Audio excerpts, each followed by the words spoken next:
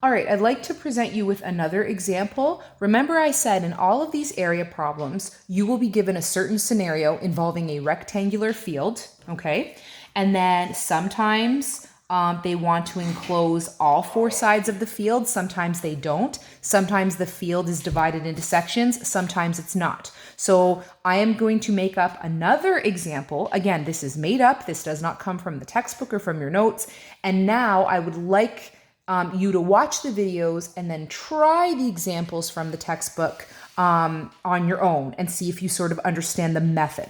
Okay, so in the next example I'm going to show you, they're coming right out and telling you, and by they I mean me because I just made this up, that you have 1,200 meters of fencing to work with. So in the previous example, you had to solve for the amount of fencing based on the price and the price per meter. Here, I'm making it easier. I'm just giving it to you. You have 1,200 meters of fencing to work with. This particular person wants to enclose their entire rectangular yard, okay? However, they want to add fencing down the middle to divide it into two equal sections. And so the way that they're enclosing the rectangle is going to dictate what the formula for perimeter looks like. Perimeter of a rectangle is usually, right? That's a little elementary school throwback. 2 lengths plus 2 widths. But in this particular example, yes, we do have 2 lengths, but this time, folks, we have 3 widths. Okay? So that is the perimeter that we have to work with, all right? The perimeter that they gave us was 1,200 meters. We have 1,200 meters of fencing to enclose 2 lengths and 3 widths. And now we have to be strategic, okay? So the next step in this process is to either isolate L or W. And it is smarter for you to isolate L because so I'll do this in red to show you why it's not a great idea. If we were to isolate W, okay? So wait a minute, what did I say? Yes, if we were to isolate W, okay, this guy would come over. So I'd have 1,200 minus 2L is equal to 3W, and then I would have to divide everything by 3, okay? Here's my rule with fractions. This divides nicely. 1,200 divided by 3 is 400. 2 divided by 3 is 0.6666666, and I don't want you to round and compromise the accuracy of your answer. So you would have to leave that as a fraction, and that makes this much more difficult and painful. Whereas, if you chose instead to isolate L,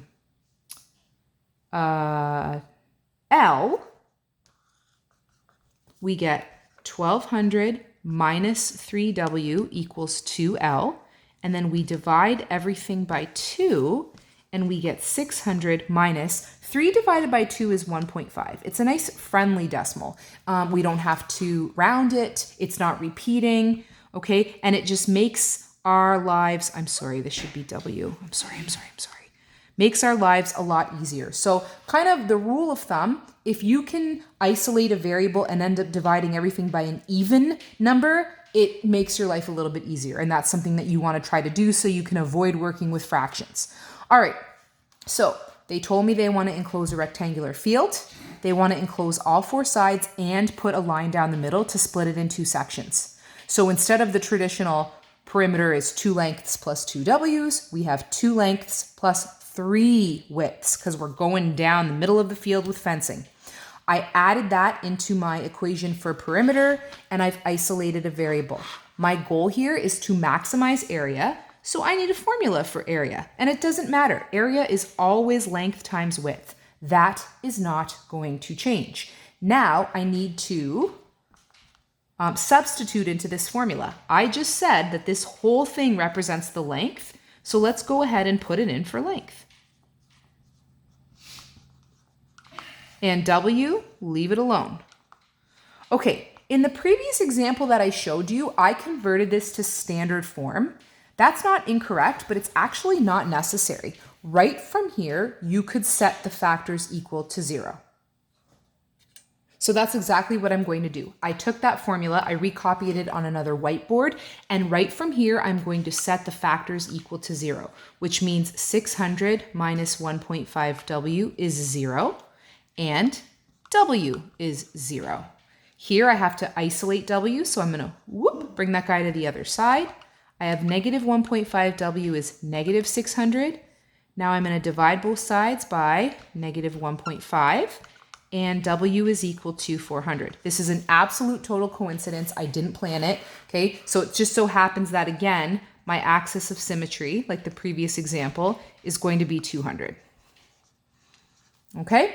Again, that's just a coincidence. That's not necessarily going to happen when you do one of these questions.